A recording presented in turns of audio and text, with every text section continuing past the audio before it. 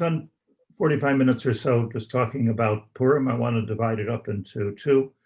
One part of it is the sort of the general idea of Purim, the thoughts of Purim, particularly I think for this year, important. And then of course, the halachas of Purim, and then a few minutes at the end for questions. And feel free to ask questions, but just let me, if you don't mind, just let me finish what I want to say, because a lot of times I get taken up with these questions and then I forget what I'm going to say, and it's not so good. Okay. So Purim Tufshin Pei Aleph, here we are. I think that the first halacha, and possibly the most important halacha, which is not really for Purim, but really starts like right now, is Mishenichnas Adar Marben B'Simcha. That's not just a good idea, that's the law. Very clear in Shulchan Aruch, Mishenichnas Adar Marben B'Simcha. So it means to say that just like in Av, where we have Tisha B'Av and Chodesh Av in the 9 days, where we're Matin B'Simcha, we go down on our Simcha level. On Purim, we go up in our Simcha level. What's important and significant to note is that when it comes to the month of Av, there are many halachas stated clearly in Shulchan Aruch about what you're allowed to eat. You're not allowed to eat meat for 9 days, whether you're allowed to change your clothes or wash your clothes or buy new things or build your house, and of course the laws of the fast itself. There's a whole siman in Shulchan Aruch, at least one, I think it's Tov Kuf Nun Aleph, which tells us how to be sad. So we're very good at that, and how to mourn. When it comes to Adar, where today Shabbos was the first day of Adar, there's no halachas as to how to be happy. It just says Mishenichnas Adar Marben B'Simcha. You're supposed to be happy. So we need a little bit of detail here that the Shulchan Aruch doesn't say, and in order to understand that, we need to understand what happiness is. What does it even mean to be happy? So I mentioned, if any of you watched my little 3-minute video that I send out, I mentioned that there's a little bit of a tweak or maybe even a mistake in the way people understand Mishenichnas Adar Marben B'Simcha. We look at Av as a sort of a bad luck month. Lost the Beis Hamikdash twice and Golus and all that. Don't want to get too involved with that because it's a different part of the year. And then there's Adar, which I think is much more than this one is a happy month and it's a good luck month, and Purim happened and let's get all excited and let's get happy. I think the energy of Adar, as I mentioned, was a little bit different than that. I think the energy of Adar is not that it's a good luck month, but Adar was a very, very negative month for the Jewish people. Moshe Rabbeinu died in the month of Adar. There was from Haman, and at that time, not to be at all belittled, an existential threat to the Jewish people, a physical threat and a spiritual threat for whoever's left. There was actually a gzeira of we're going to all be killed. Everybody's allowed to kill us and that was perfectly encouraged by the Persian law at that time. Just kill Jews wherever you see them, kill them. The final solution. We took what happened on Adar is not that okay. We had good luck. We had a lot of bad luck on Adar also. There's a lot of choshech. There was a lot of darkness in Adar. But what we were able to do in Adar comes out was take something which was very, very dark and turn it into something which was very, very light. We were able to take an existential threat and create with it the future of the Jewish people. You know that Esther was the one who was responsible for building the second Beis Hamikdash. If the whole Purim story wouldn't have happened, so then Esther would not have had Daryavesh, and Daryavesh would not have permitted the building of the Beis Hamikdash, the second commonwealth of Israel. And if Daryavesh the second, which was a grandson, if he said, look, people don't like the Jews and they're not so happy about building this Beis Hamikdash, and Esther, the old lady Esther at that time, would say to her grandson, don't you dare, this is what you have to do. You help them build the Beis Hamikdash. what actually happened in the month of Adar was not that it was a good luck month, but it was a turnaround month. We were able to take, the energy of Adar is we're able to take very, very negative atmosphere that surrounds us, and somehow or another, we're able to turn it into something positive, turnaround. We were able to make the top the bottom. So Haman was the top, he became the bottom. We were able to make the bottom into the top. Mordechai was on the bottom, and he became on the top. He was the second in the Mishnah Lamelech. He was the second in command. It was a month of turnaround. So when we talk about what we can do on Adar, what we're really talking about is how to take a negative situation, which can be personal. We all have some negative situations in our life. This is a good month to turn it around and get rid of the negativity. Also, the whole world is struggling for a year already with Corona and not seeing each other, not going outside, and and of course, the terrible illness and death that we all been hearing about. I'm sure everybody has lost friends. I have.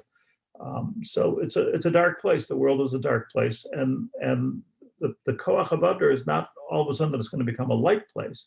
But I'm very excited about Adar because Adar has an energy of taking all that negativity and somehow turning it around. This is what we as Jews can do.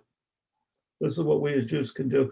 And as I'll explain specifically, by the way, women, because the whole story of Purim was a turnaround by Esther. She was the one. She was the one actually Iker Hanes.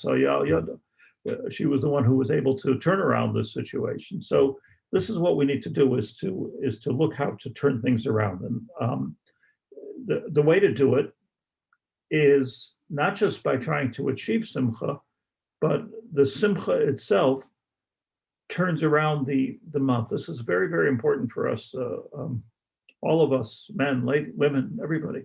It's very important to understand that it's not just that our goal is to have simcha, but it's the simcha that can make the turnaround. Somehow or another, when we are besimcha, so it creates a different atmosphere, not just here, but it creates a different atmosphere in Shemayim. The Svarim of Kabbalah tell us that if you're in a difficult situation, you should smile. So the old Babas say that, like smile at the Malach HaMavos and he goes away. But you'll see it yourself. If you like even force a fake smile, it turns a bad situation into a good situation. And this is what we have to do by being Mishanichnas Adar. This is the work we have to do. Marbin b'simcha. We have to do simchadika things, because by doing simchadika things, we're creating a atmosphere which is positive and driving away the darkness. And of course, as you all know, even ma'at mina or docha harba mina choshech, even just a little bit of taking away. I'm sorry about that. Even just a little bit of taking away the darkness can make the whole difference. Second, while I adjust here something.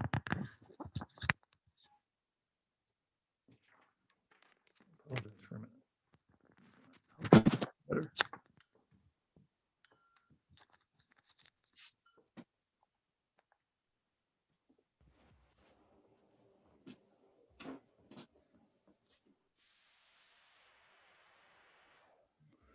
Okay, I am back.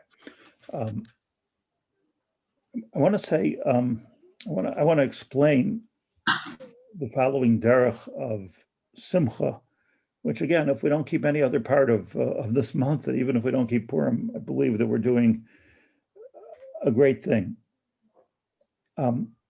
You look at what Esther prescribed to the Jewish people, and what was the takeaway from the Purim story. What she prescribed was, first of all, she said, Sumo alai, fast for me, and that's why we do Tainas Esther. We need you to fast. We need to do tshuva. We need to daven. But then she talked about, the Megillah talks about Mishlach Manos and Matanos of Yoinim, which we're going to speak about in a minute, about making a Sudas Purim and including as many people as we can in the Sudas Purim.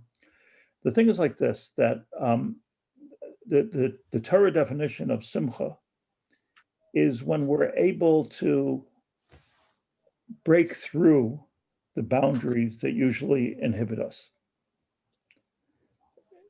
You don't have to go crazy, but we're all like very mitzumtzam. We know a lot about that this year, like how our boundaries are. We don't even want people to get too close to, we're afraid of people. And we're very, very confined into our boundary. And simcha is not just to be mishtalel or to, get drunk and run around the streets screaming, but do what it takes. And this year it's a challenge. Do what it takes to break those boundaries. So let's say there's a boundary between people.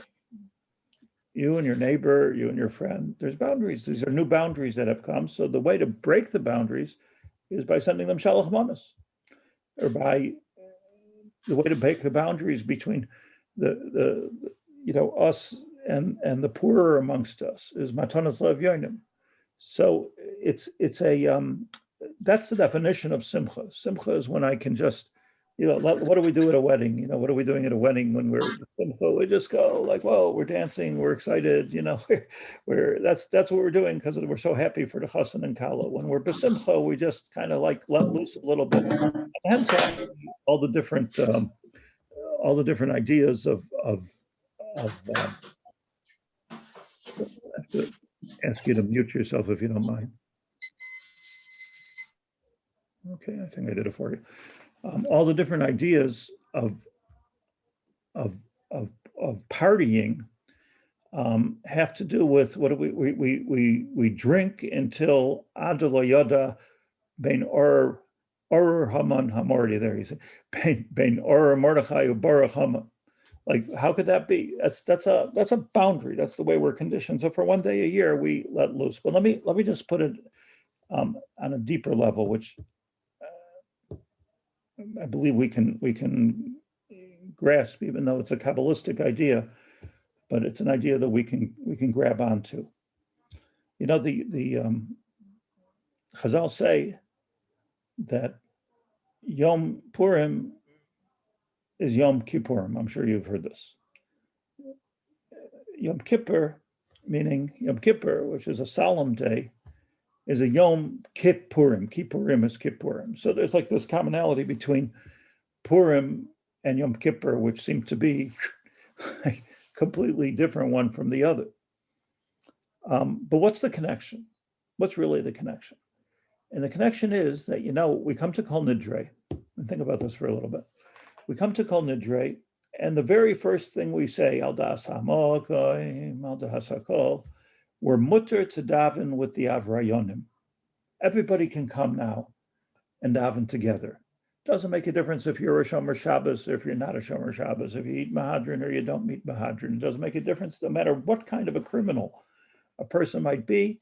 Comes Kol Nidre, we say a special proclamation at the beginning of Yom Kippur, as Yom Kippur comes in. It's 9 o'clock. And we say, now we can daven with Balei Avera. And they can daven with us. And what does it mean? What are we talking about? We're talking about Achdus.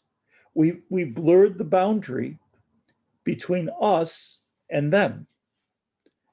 And what happens when we blur these boundaries? Esther said, this is what I want you to do. That's what she said on Tainas Esther. She said, Lech kanos eskol ha-Yehudim asher b'Shushan habira. Bring everybody together. Kol Nidre. Bring everybody together. Lech kanos eskol ha-Yehudim. Let everybody come together. On Yom Kippur, so everybody has the minhag and the halacha that they go to their friends and they ask Megillah one from the other, yeah? And some people do take this very seriously, like they don't say, but they're actually thinking of what they may have done to have offended somebody in the past year, and they try to straighten it out. So we ask Megillah, we give Megillah. What are we doing? We're putting ourselves from being two to being one.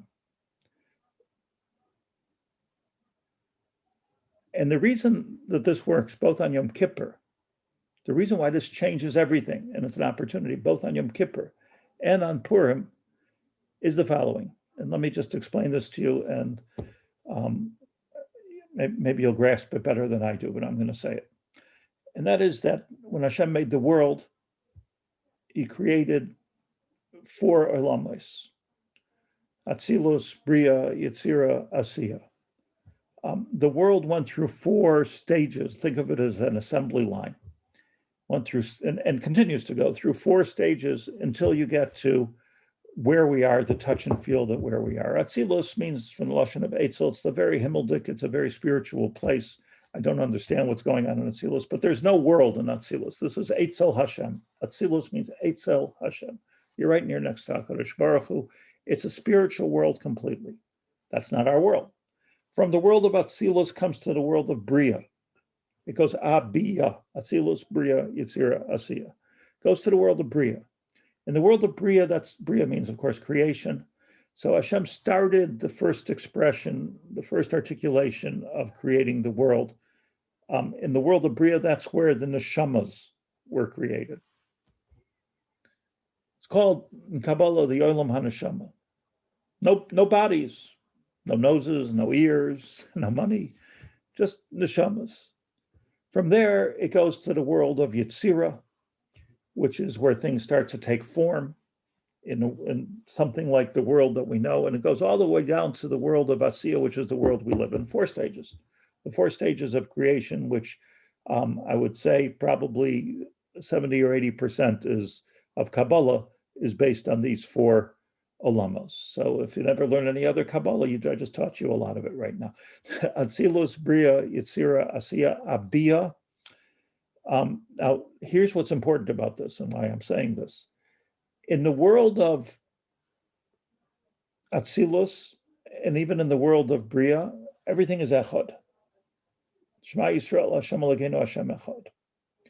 But then as things, just think about it, use your artistic brain for a moment, and think about what happens when one becomes many. There's me, there's you, there's the person I like, there's the person I don't like. There's also grass and billions of blades of grass, and there are thousands of types of fruits and so many different kinds of people. That's what happens when Bria becomes Yetzira. There's division. And it has to be. It has to be, because we don't want 2 people to be the same. You know, I keep telling people that, you know, I'm watching for the first time in my life. I have a kumquat tree in my front garden, which I never paid any attention to except for like cleaning it up after the kumquats fall down. And I don't know, maybe because of Corona or whatever, I just started paying attention to this tree. I think I wanted the extra vitamin C. But so I take care of the tree. I water the tree. I spend a long time with us, maybe 15 minutes a week.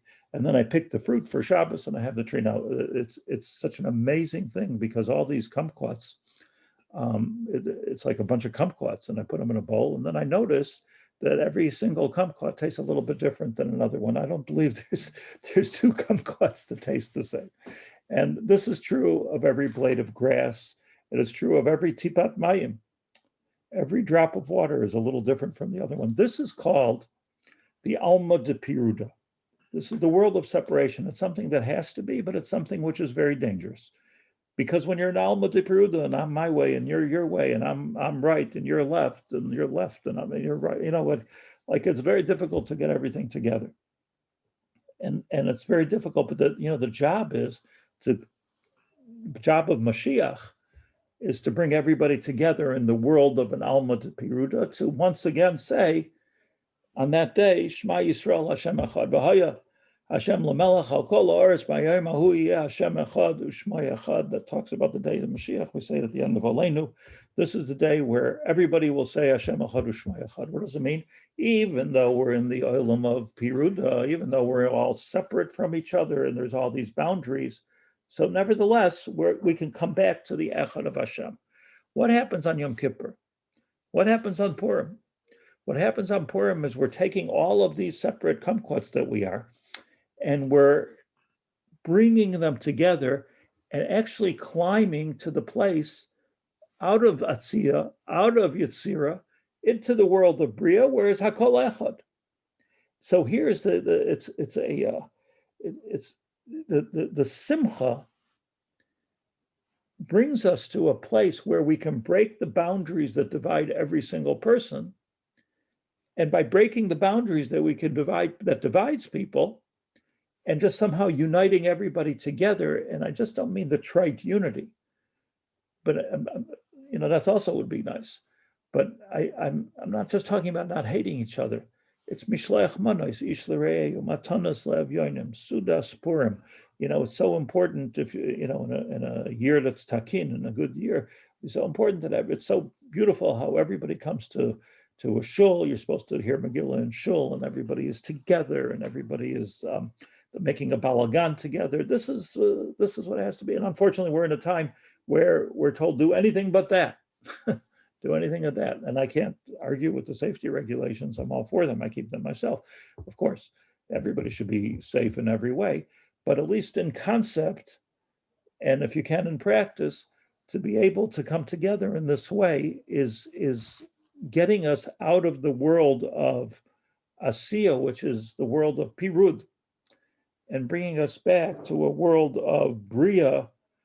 And when we're in the world of bria, and this is done by Marbin B'Simcha, by the blurring of Adalayada Ben, or Mordechai and Baruch Haman, it's all the same thing. In that world, what happens on Yom Kippur? Let's go back to Yom Kippur for a second. How could it be that not only everyone's forgiving each other, but not only that, but if you do tshuva, so even if you did a terrible aveira, b'mezid, it turns into a mitzvah.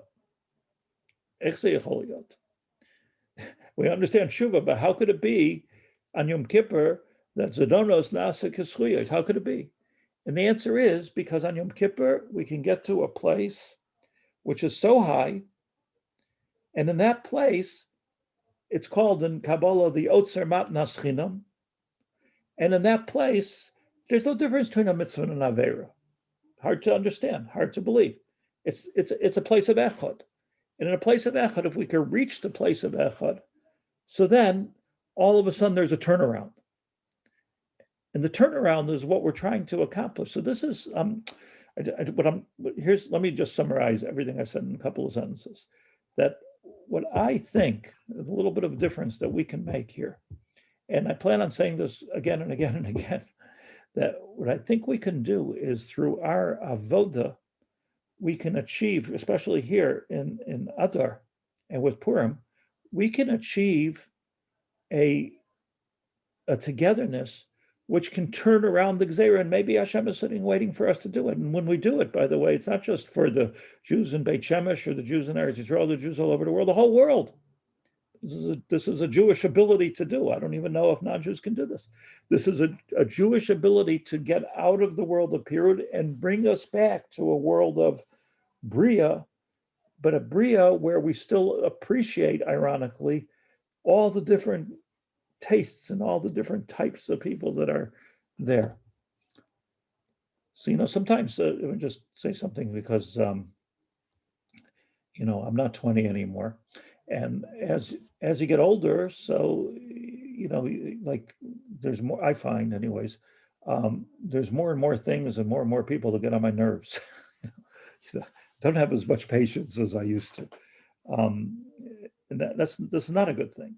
What's supposed to happen is as we get older, according to the Torah, if we get older in a Torah way, so an older can mean you're going from 20 to 21 or from 60 to 65. It doesn't make a difference, or 60 or 80 to 90. The more we appreciate the echad of the Bria, and the more we can blur the bound and be tolerant.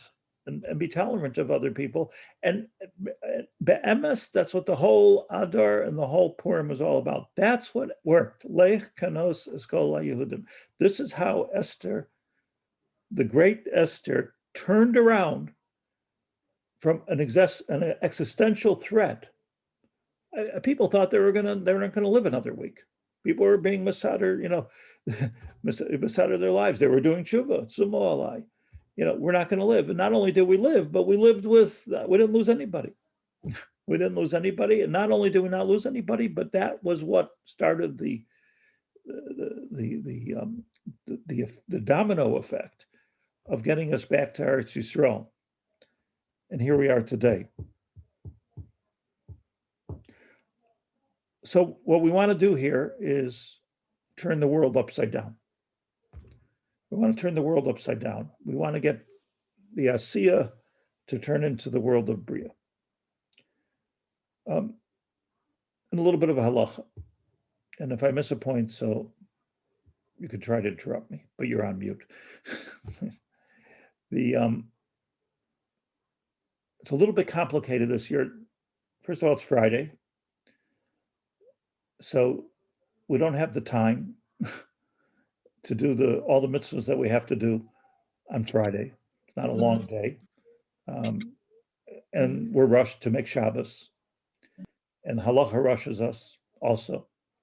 So that's the first thing. And second of all, it's a time of COVID, so that also limits our ability to obviously blur the boundaries, and it also simply limits our abilities to give shalach manos and to do things correctly. I can tell you personally, like I'm really struggling with the fact that usually on Purim, anybody who's been to my house, I don't think I exaggerate when I say that probably throughout the day, 500-600 people come through the house, collecting money and delivering shalach manos, and it's beautiful. Baruch Hashem, able to give away your money to the right people, and people come and they tell me divrei Torah, and maybe 500, maybe sometimes 800-900 people come through the day.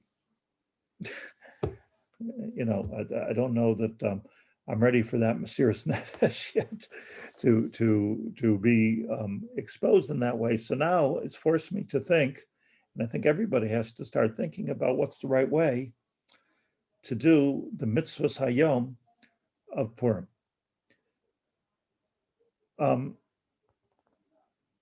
Matanos of Yonim means that we have to give two people. We have to find two Evyonim, two poor people, which I will define in a moment. And we have to give each one of them a matana. Matanos levyonim. Lashon is confusing. People get mixed up about it. It says shtei matanos l'shtei evyonim, two gifts to two people. So some people think you got to give two to each person. No, you have to give two gifts altogether to two people, and it should be divided into two. So you have to find two evyonim, and you have to give them enough. You have to give them enough to do the Yotzei Mitzvah. You have to give them enough that if they wanted to, they can make a Sudas Purim out of what you gave them. Now, not to be confused with a different Mitzvah of Purim, which is tzedakah. Anybody who's putting out their hand, you're supposed to give to on Purim. And for that, we should keep a lot of shekels in our pocket. And if you see people, and they put out their hand, you should give them money. But that's not what we're talking about here. We're talking about the Mitzvah of Matanos levyonim, which is a halacha. This is what's bringing the people together, that we have to find at least two poor people and make sure they get enough, each one of them gets enough to make a Suda. If you don't know any of Yonim, then perhaps I can help you, because I know of Yonim. And I can, you can make me a shliach to do this mitzvah for you, but this is not an appeal. I'm just saying you have to make sure they're evyonim. In halacha, there's even like a pilpul in yeshivas that, well, what happens is if I find an evyon and I give him money to make a suda, now he has a suda, he's not an evyon any longer. So now that the second guy gives him, so you're not giving him matanos evyonim. So the Briskerov said a joke that I found an evyon in Yerushalayim, but I'm not telling anybody about him.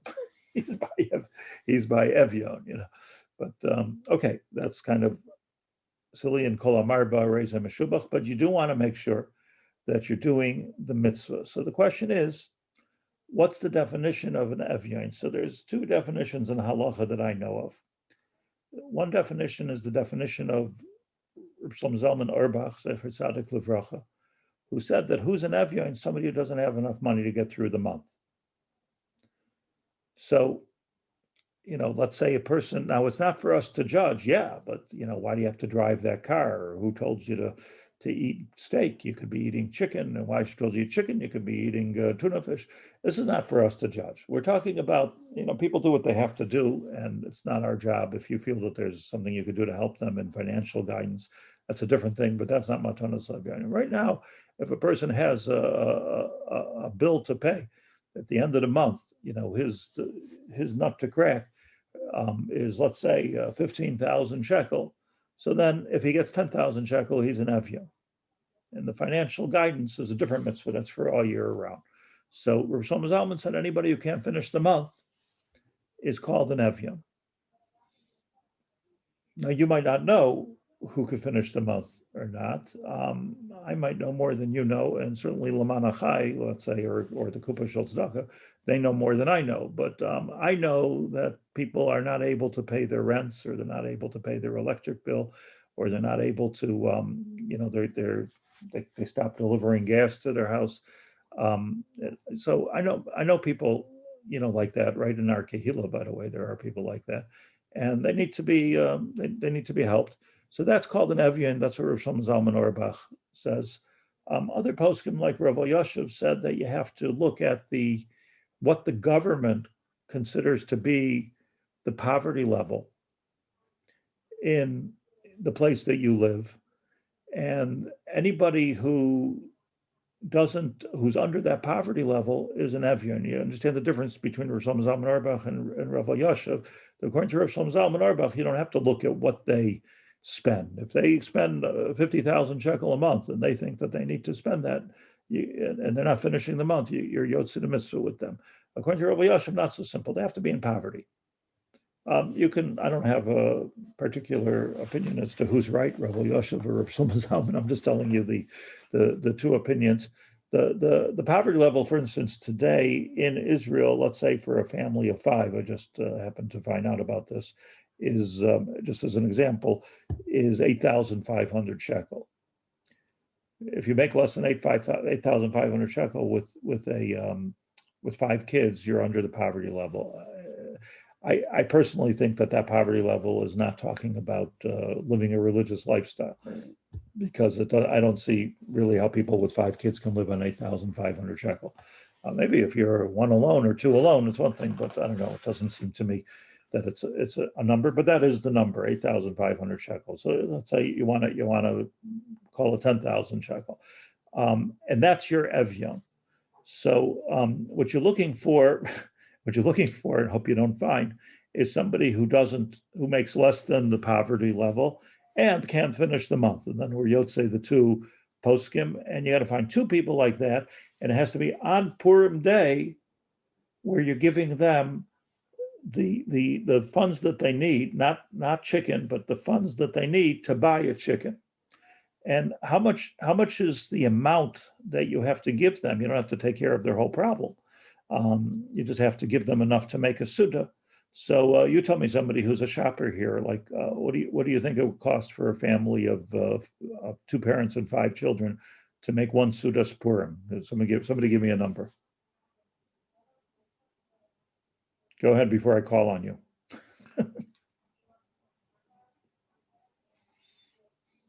Nobody wants to volunteer a number? Okay. What do you say, Mrs. Burnley? Family of 5 to make a nice Suda. We need your space bar. 200 check out, Rabbi Haber. Oh, there's a number. From a man. No, it's from my wife's. Let's say 200 shekel. Let's say even that's like not so much to make a Suda for 5 to 7 people, is it? People say, like, you go out and buy them a falafel. A falafel costs 7 shekel, and they're 12 shekel. I haven't bought a falafel in about 15 years, but how much does it cost already? But the real number, like for real Jews, is to figure out how much it costs to make a Suda for that family, the family that you're giving to. And if it's 200 shekel, if it's 150 shekel, you decide. And you have to give 2 of those to 2. In other words, 2 people have to receive that Matanos Lev Yoinim. Very, very important. And it's not necessarily your favorite go-to poor person. Might not be. And it's also very, very not necessarily the guy who knocks on the door and is asking for funding. Okay, hello, but we don't know about him, and maybe you should give him money. But that we don't know that he's a real need, a real avion. There are people that are really involved in this type of thing and really know people's situation. Can I ask a question? Yeah. Let's say if you know a particular family, can you like partner with somebody, and are you obligated to give that whole amount to one family, or can you partner with somebody and say to somebody, let's say I know a family, can you want to partner with me? This way the other person doesn't have to know who the family is, and you'll partner with somebody and you can give the whole amount. Or are you obligated to give the whole amount to one family? Absolutely, you cannot partner with somebody, because that's your chiyuv is to give a matana to an evion, and their chiyuv is to give a matana to an evion. That's 200 and 200. For a whole suda. For a whole suda. You're obligated. If someone can't afford it, but if somebody can't afford to do that, so find an evion, which is a family of one. And Rebbe, is it that you have to give the whole family, or the evion is one of the members of the family? Look, that evion, that one guy has a nut to crack to make a suda.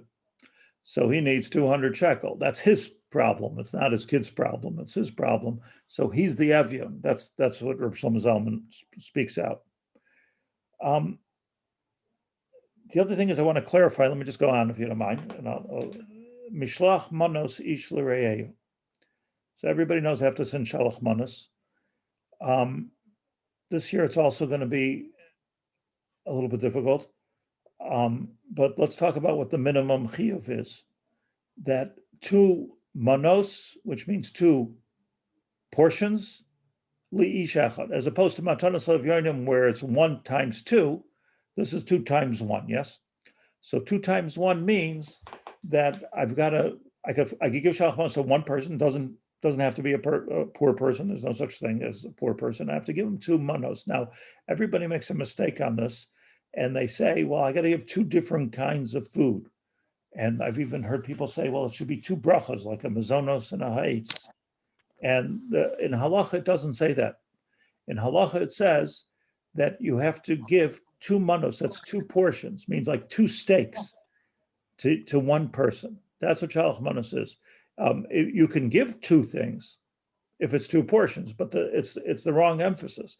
The emphasis is that I'm taking something, and instead of sending you over, let's say, a hamburger, I'm sending you, which is nice, that's a portion. Let's assume 1 hamburger is a portion. But this time, because of the simcha of Purim, shalach manos, manois, since it says in the pasuk manois, so I'm sending you 2 hamburgers. I'm not sending you 1. I'm sending you 2 steaks or 2 salads or 2 of whatever you're doing. So as an example, this is an important tweak of the halacha that everybody says. So for instance, probably for most people, let's say you send somebody a bottle of wine. So a bottle of wine is probably 3 portions, right? So if it depends on the person, I guess. But most people are going to, in our community, are not knocking off a bottle of wine by themselves. So we're talking about 2 people, 3 people. So it's 1 portion, 2 portions. So what is better, sending a bottle of wine than sending a lollipop and a peanut, or coming up with 2 things? Because there's no thing of 2 things. The Mishnah Berurah does say, Mishnah Berurah says that if you want to make sure that it's 2 portions, so send something which are 2 different types of things. But that's just a description of what you're supposed to do. The real idea is to take 2 things, preferably things, according to many poskim, that can be used at the Suda. And the chashivas of mishloach manos, the poskim say a very interesting thing. Like, what's supposed to be in that shalach manos? What's supposed to be in there is something that somebody feels good about presenting it to a guest. For instance, you send somebody a bottle of wine.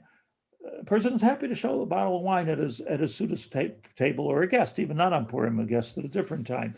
If you send somebody, some cheesy little thing, maybe okay, that's good. I'll save it for when the grandchildren come over. But it's not considered a portion which is chashuv enough that you would present it to a guest. Oh, I got some beautiful fruit here. Let me put it on the table for you. So that if there's 2 fruit and there's enough for 2 portions, then you're yotzei the mitzvah. It doesn't have to be 2 brachas. It doesn't have to be anything like that. The idea of mishloach manos is that you're creating the connection between 2 people. So according to many poskim, if you send, for instance, an anonymous mishloach manos, you're not yotzei. Or if you send a mishloach manos out to people you don't know who they are, could be you're also not yotzei. What this has to be is a mishloach manos between ish l'reyehu, and the Shulchan Aruch tells us mishloach manos means that it's even better if you get somebody in between, only because I brought you from the Cohn family, I'm bringing the Levi family this shalach manos, and somehow the shaliach in the middle makes a bigger simcha out of it and makes even more achdus. One more person knows about it, and that's the idea of a shaliach. But the shaliach doesn't mean anonymous. And if you leave it by somebody's door, if you leave a shalach manos by somebody's door, it's a little bit of a question because you have to be giving and somebody has to be taking. So I guess if you know for sure that they're going to take it and they're going to open it on Purim and they're going to have a simcha and it's something which is presentable to guests that they may have. So it could be a yotzei mitzvah, but the correct way to do the mitzvah is to make sure that make sure you give it and make sure that a person receives it. As best as I can when I get shalach manos. So Baruch Hashem, I get shalach manos, and by the way, I love getting shalach manos. But when I get shalach manos, I try as hard as I can. It's very busy on Purim, but I try to open it up and to look at it and to see what it is and to enjoy it. And that moment of simcha is the moment of the kiyum of shalach manos. I just want to say this, that maybe we might be limited in the amount of shalach manos we could do, but I want to be miyayates you to at least give one shalach manos correctly. Just one shalach manos. You can give out a lot of shalach manos, but you have to give at least one to be makayim the mitzvah sayom. You have to be at least one mishloach manos which is 2 portions to one person, and there should be a giver and there should be a receiver, and it shouldn't be leave the anonymous things for the rest of Purim or all year round. The anonymous gifts where you're leaving beautiful things at people's doors. That's not what shalach manos is. That's different things, but that's not what shalach manos is. Okay, before I go further, any questions on shalach manos? Let's talk about the Megillah. Very, very important halacha for this year. Sorry, Rebbe, could you just clarify if it's husband, wife, each one has their own chiyuv in Matanos Levyonim and Shalach Manos? It's a big question in the poskim, but it's my opinion that every adult should be makayim the mitzvah of mishloach manos, and every adult, it means your children that are over bar mitzvah or bas mitzvah, and everybody has a chiyuv of mishloach manos ish l'reyehu. It's if lo yaleinu, somebody is an ani, so they all say, okay, it's not me giving, it's my wife giving. So we see in halacha, that's what people say. I don't know if it's right or wrong, but an avel is not supposed to get gifts. It's not for you, it's for your wife. It's not for you, it's for your husband. But you see, we make this division, if you will, between a husband and wife. As much as we hate to divide husbands and wife, we see that there's 2 separate things. Not for you, it's for your wife. Not for your wife. So the same thing is that when you're giving shalach manos, every adult in the family, every adult in Klal Yisrael should be giving mishloach manos. That's the way it works. Rabbi? Yeah. Shavua Tov. I thought that mishloach manos was supposed to be given through a shaliach. That you. I just said that. I missed it. I'm sorry. Okay. What I said was that shalach manos is recommended. The Shulchan Aruch recommends to give it through a shliach because the shliach makes even more simcha. But it's not. It doesn't mean that the shaliach should come and drop it at the door, and who knows if the person's home or if the person's not going to be home till the next day. And then if you're depending on that shalach manas to be yotzei the mitzvah, and the person doesn't even get it on Purim because doesn't get inside of his house in Purim. So let's say, like theoretically, a shliach would come and drop off outside your house 30 shalach manas, and you come home after Purim. After so nobody did the mitzvah with you. So there has to be a giver, a taker, and preferably a shliach in between. Okay. Rabbi, in Corona, so a lot of people are planning on just leaving shalach manas at the door. So what are we supposed to do about that? I want to suggest the following: that pick one person who you're comfortable with, and it doesn't mean that you have to breathe on each other or hug each other or anything like that, but at least pick one person that you're comfortable going to the door. Maybe it's your next door neighbor, that you're going to the door, and that you're if you want to get rid of the shaliach part, that's only a chumrah, and make sure you're giving them and make sure they're getting them, and then go back home and back into isolation. So even if you're going to give one, give the one correctly. What's a bigger question going to be, and let me just get on to the next point, which is the listening to the Megillah. Now, can I ask one more question about the Matanos Shlach Manas? Yeah. Can one be a shaliach, like me for Alan and Alan for me? This is a very important question. Thank you. And the reason it's an important question is if you say ishto kegufo, so then it's not a proper shliach, right? Because ishto kegufo. But since we say that both you and your husband are mechuyev to give shalach manas separately, then it could come out, says the Mishnah Berurah, that each one of you can be a shaliach for the other one. But in an ideal world, we don't do that because it's also machlokes. You get somebody else to be a shaliach. I was saying in one of my shiurim that when I was a kid, I had the schus. I'm talking about when I was 10, 11 years old. I don't know. So the Rav, I was the shaliach for the Rav to give shalach manas, and he had people like probably gave out in Buffalo, New York, 70, 80 shalach manas, and it was me on my bike going here, going give it to go to this street too, go to that street, and it was a funny thing because I was delivering these beautiful shalach manas, and he knew Jews that nobody else knew, giving them shalach manas, or at least I didn't know. And he would write it all down on a piece of paper, right? There was no computers, no type. He would write it out on a piece of paper. This one, that address. This one, that address. What he made? He made me get a signature from them that they received it, like I became a UPS guy. Get a signature.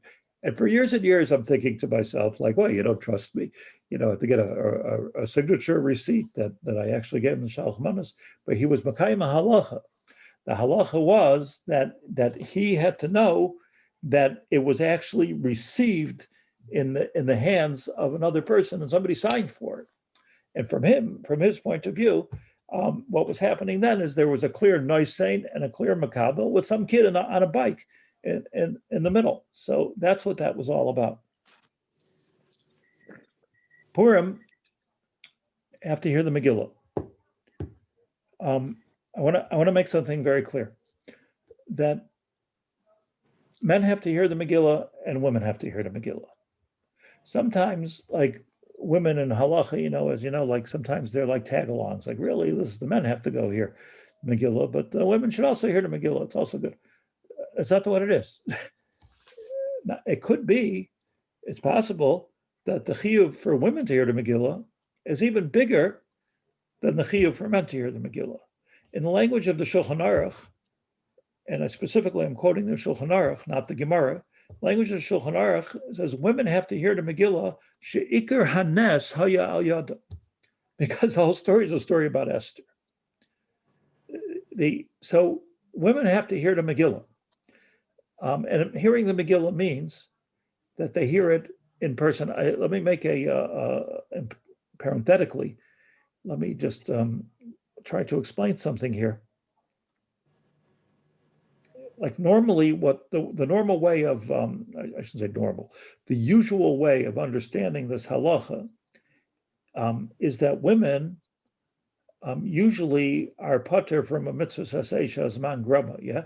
So if it's a mitzvah which is time dependent, women aren't mechuyev to do it. That's the usual way we understand it. However, listening to the Megillah, even though it's a mitzvah saseh shazman grama, they're still mechuyev. Why? Because they were involved in the miracle.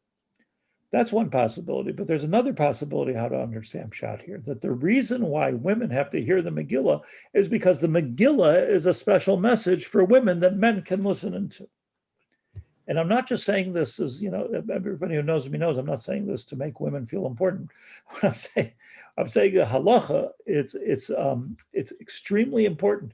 It's very possible, to say something radical. Let's say only a man or a woman can hear a Megillah because there's no way they could both hear it. It could be that the men should stay home and babysit and the women should hear the Megillah. It's very possible because Ikar Nes HaYabiyadim. The only thing is, it's a big milah to have a minyan.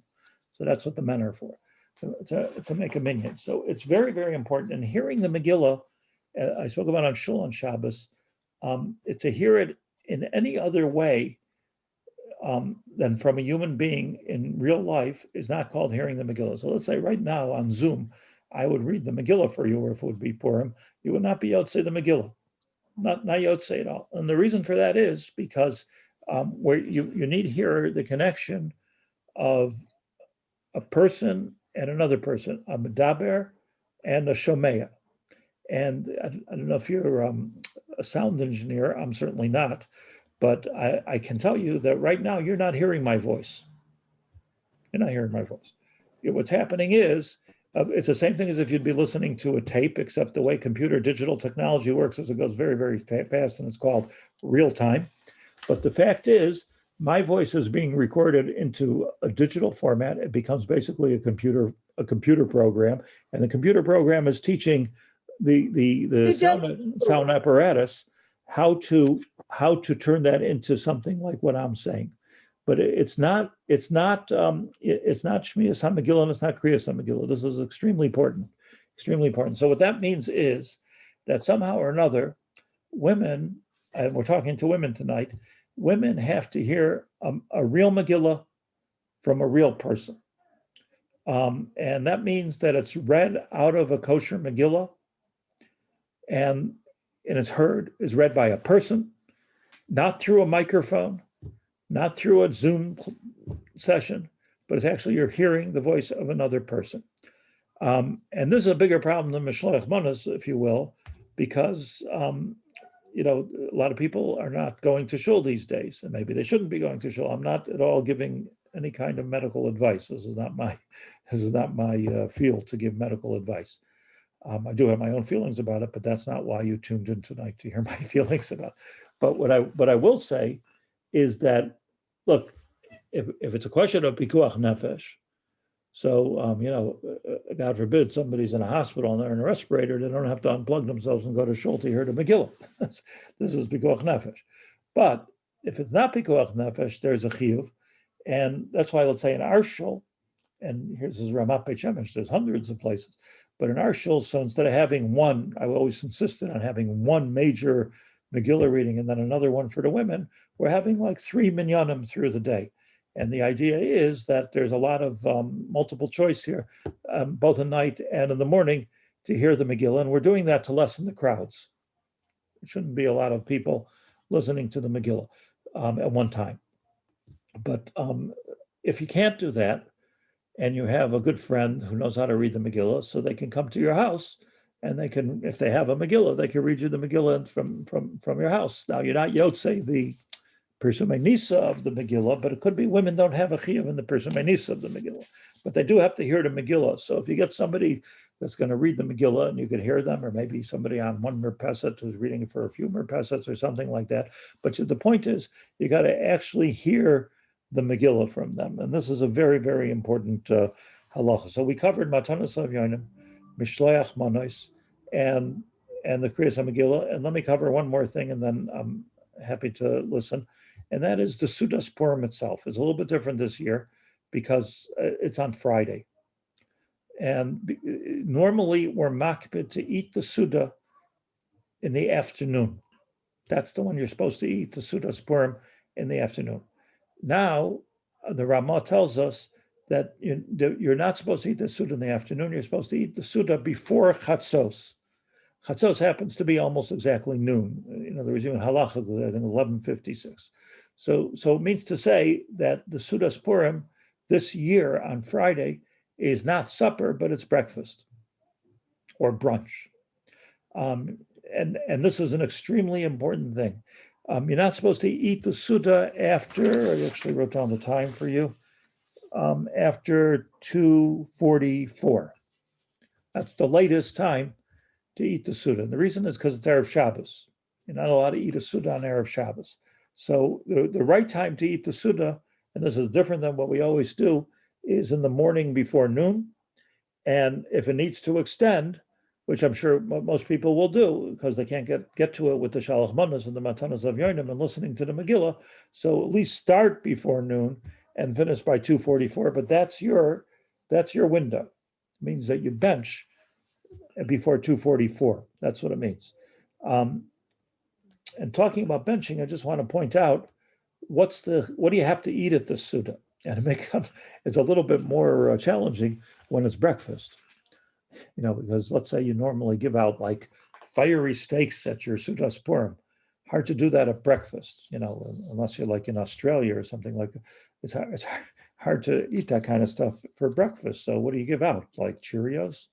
Like what are you supposed to eat at your Shalach Manos, your Sudas Purim? So first of all, Machlokes is whether you need basar at the Sudas Purim.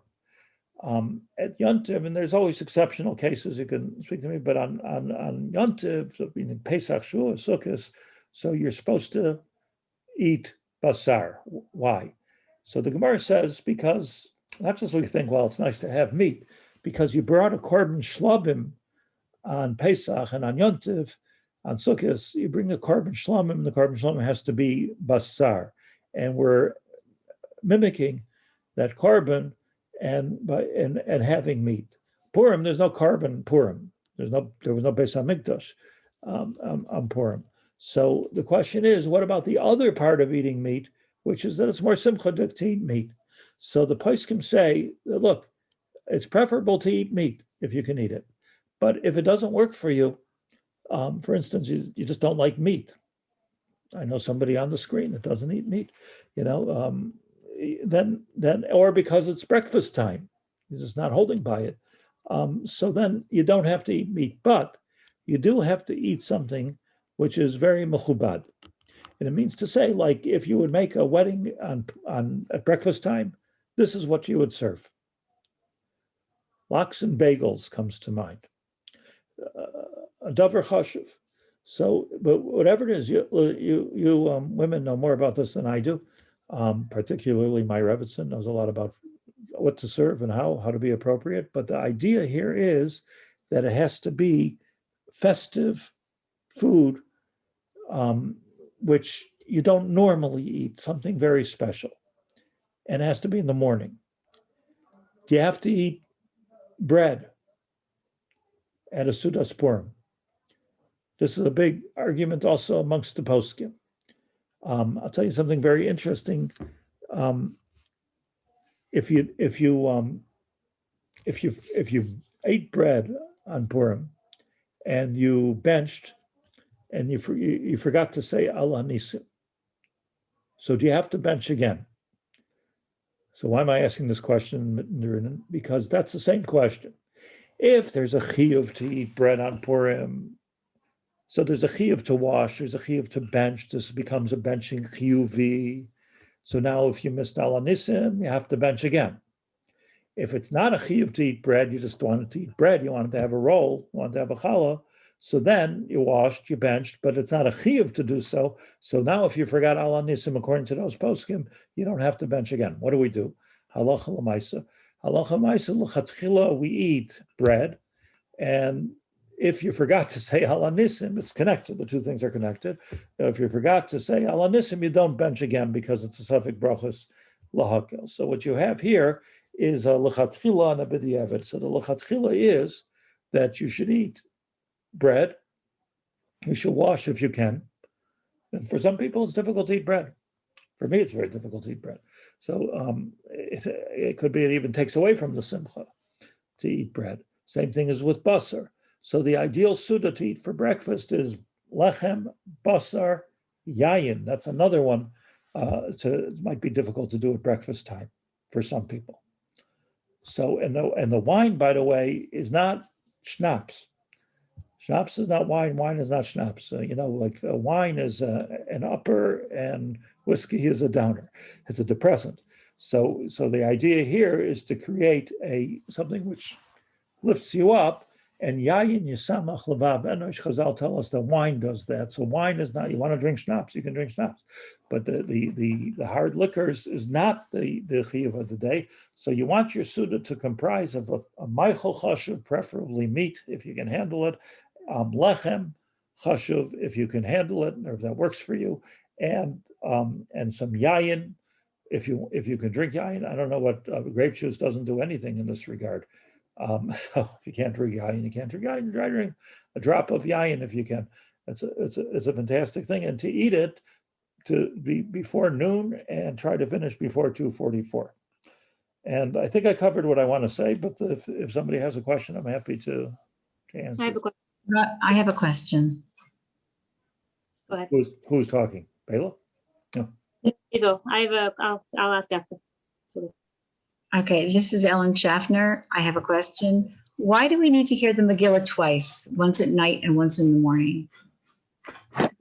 Is that a philosophical question or a halachic question? Halachically, the answer is halachically because the Gemara learns from the psukim that the chiyuv of persumanisa of the Megillah, as opposed to the Suda, you can't do at night, and the Shalach Manos you can't do at night, Matanos you can do at night. But since it says Niskarim Benasim, it says two Lashonos in the Megillah, so we learn from there that you're supposed to do it Balayla Ubayom. And that's what Chazal told us, the whole thing's from Chazal.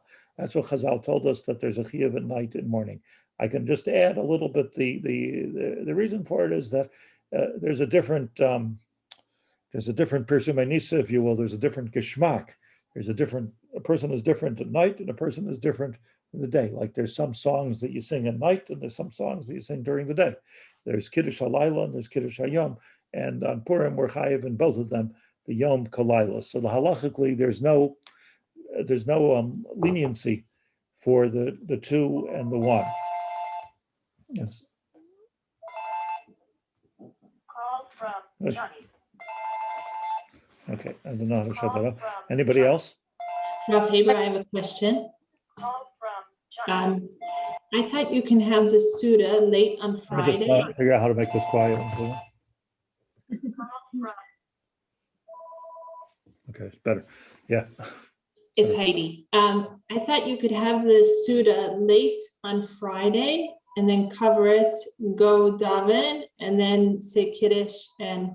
So we're talking about a Talmud Chacham here. No, I work with Rabbi Leventhal. So and he wants you to work on Purim. So look, so the Gemara gives that provision. And the Gemara says that there's such a case. It says that Rava did this. Rava and the Gemara did this, that he ate a Suda all day long. It was a big simcha for him to eat a Suda. And what did he do on Shabbos? He covered up the Suda, he made Kiddush, and then he ate weiter. He continued to eat. But the Gemara says that that's b'diavad. That's not what we're supposed to do. Why? Because it's not covered Shabbos. The covered Shabbos is Shabbos has a Suda, and Purim has a Suda. And if you mix the two Sudas together, then you're not really, and maybe unless you're Rava, you're not really dividing the two Sudas and giving the proper covet to each Suda. And that's why not only do we not eat them together, but we separate them, one before noon, one at night. And that's okay. We do that every Yontiv, right? So we eat a Suda during the day, we eat another one at night, another one the next day, another one the next day. Like it doesn't seem to bother us too much to have a big Suda every day. But we don't do this. It's not our minhag to be pares mappa umakadesh, as you say, pares mappa umakadesh. The Gemara gives that as an option, but in halacha, it's considered b'diavad. So that's why I didn't mention that option. What do you say? Was that Razel? Yeah. Yeah. Both of us. Nice to see you. My mommy was okay. They're twins, you see. I think a lot of people are asking questions in the chat. First of all, just letting you know. But second of all, I can't see that small. I see people are, I see people are actually in chat, but I can't. okay, first I'll ask my question. I wanted to know, first of all, if a husband lays Megillah for a woman at home, does it have to be from an actual Megillah, and does it have to be in the trup or whatever? It doesn't have to be in the trup, but it has to be in the actual Megillah. It has to be in the actual Megillah. So in the case of your husband, after I read Megillah, he can bring it home. It's a your house.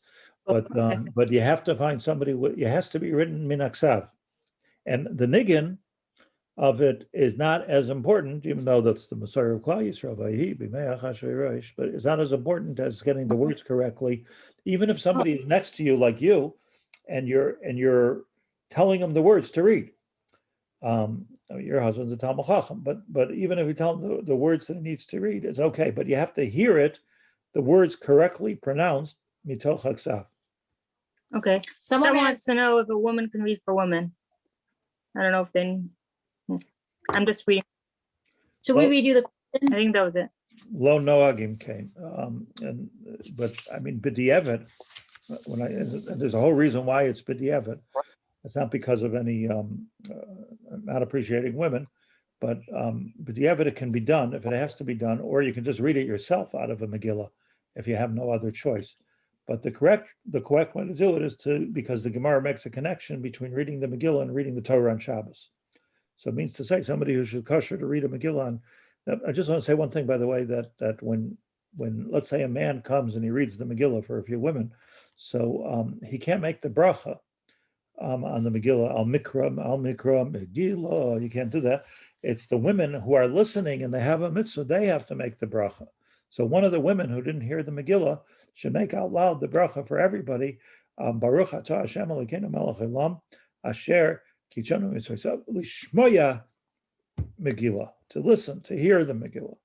So you're not making a mikra Megillah, and that's a nuance which is different between men and women. And from there, the reason I'm mentioning to this is from here we see that women have to hear the Megillah, not read the Megillah.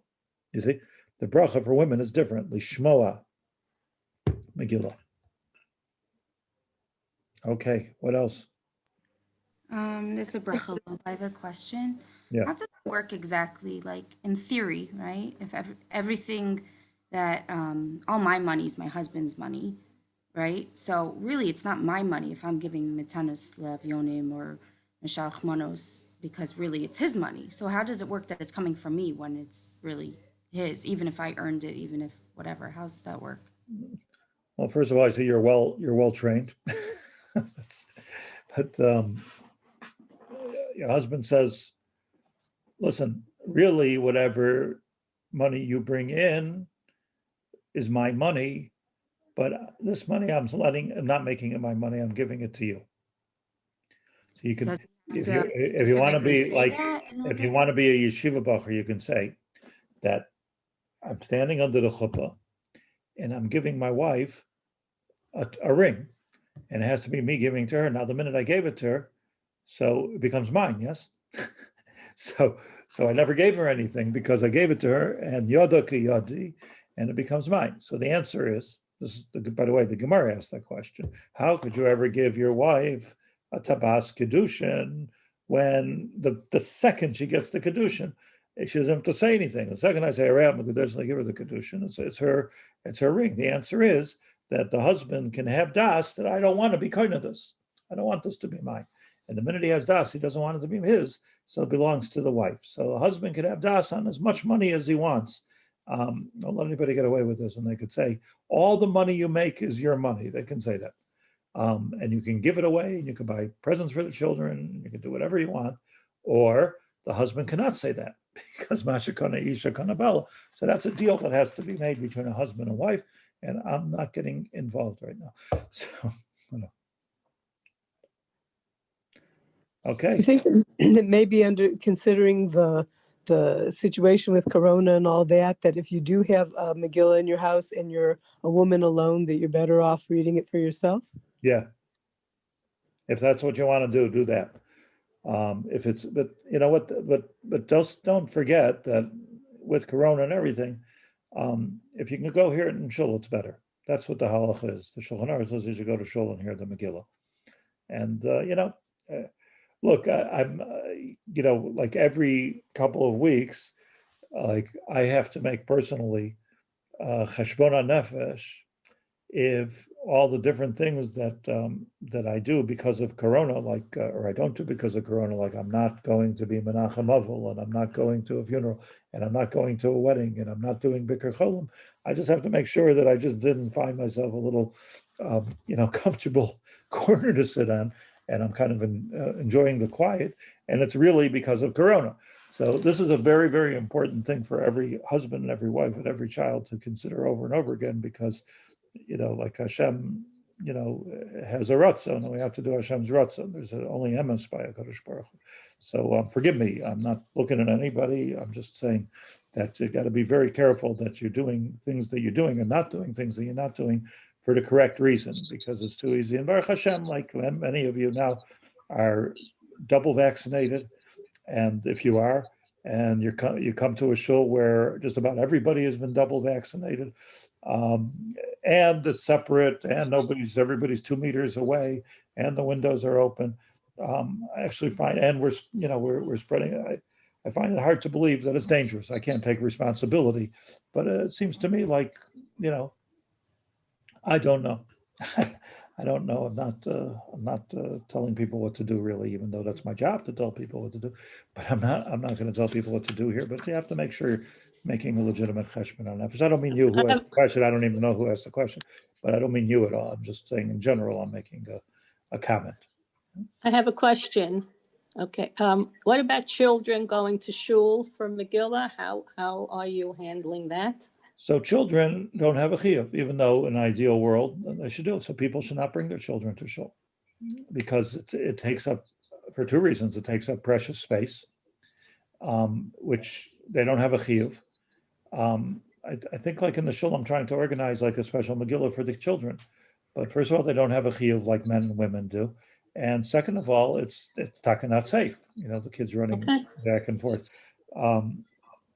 Also shouldn't bring, look, if a kid comes to shul, I'm not throwing out any kids, but I'm just saying that it's also like our policy in our shuls, there's no food in shul. And the reason there's no food in shul is because food is connecting people in one more way that doesn't need to be done. So we have a no food policy. What does a child have a chiyuv? 9 or bas mitzvah? It's a chiyuv in chinuch. It's your chiyuv. Not a child doesn't. Child doesn't have any chiyuv until they're bar mitzvah, but you have a chiyuv to be mechanech them. So be mechanech them. Figure out how to be mechanech them. But at bar bas mitzvah, they go here properly like me, right? Yes, same thing. Yeah. The same thing. Can I just ask a question about, you've been talking about shul.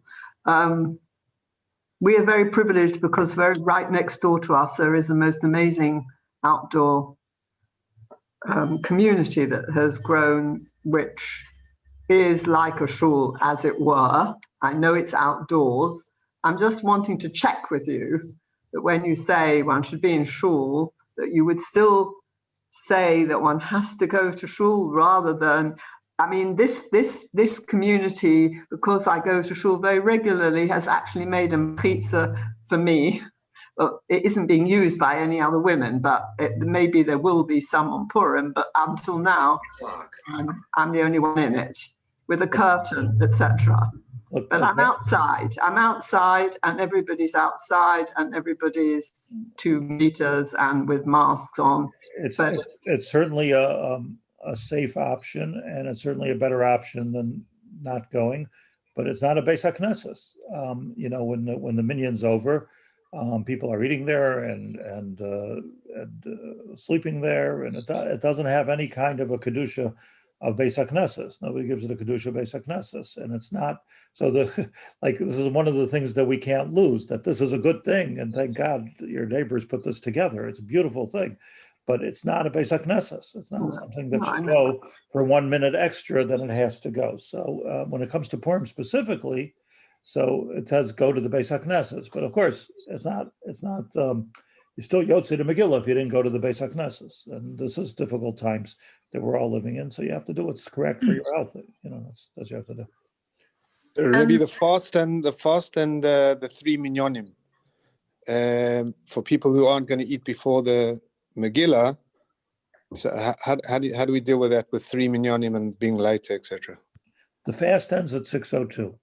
First of all, the first Megillah reading is at 6:10. It's hard to find something really wrong with eating before the Megillah, to be honest with you. And I've looked into this halacha because, I have my own blood sugar issues. And I looked into this halacha of not eating before the Megillah. You're not supposed to eat before you do any dvarim. You're not supposed to eat before you daven mincha either. But if you're listening to the Megillah later, and it's hard for you to fast, my recommendation is that you or your wife or whoever is asking fast. Let me just say a word about the fast, by the way, because I didn't mention it. This fast is a different fast than a lot of the other fasts because you're not supposed to be b'tzar on this fast. It's Adar. This is a fast to remember the fast of Esther and to try to get the same accomplishment that she had. It's a davening fast. So even if you don't fast, you should still daven and not be sad because it's not a sad day. Tainas Esther is not a sad day. It's a happy day, but it's to remember Esther and how she was able to open up the gates of Shemayim. But anybody who shouldn't fast. And this Tainas Esther, it's not Yom Kippur and it's not Tisha B'Av. So anybody who's given birth to a baby in the last 2 years should not fast. Anybody who's pregnant should not fast. Anybody who's sick should not fast. Sick means that you're taking medication for your illness. You shouldn't fast. And this is the halacha with Megillah, with Tainas Esther. If you're healthy, you absolutely should fast. You should absolutely fast. That's what Klal Yisrael does. Fasts. It goes to shul. But if you're not well in any way, not that if you had a baby you're unwell, but that's the halacha considers that a weakness in the child up to 2 years, whether you're nursing the baby or whether you're not nursing the baby. And in truth, even according to the poskim, even if somebody had a miscarriage, that's also can be 2 years according to many poskim.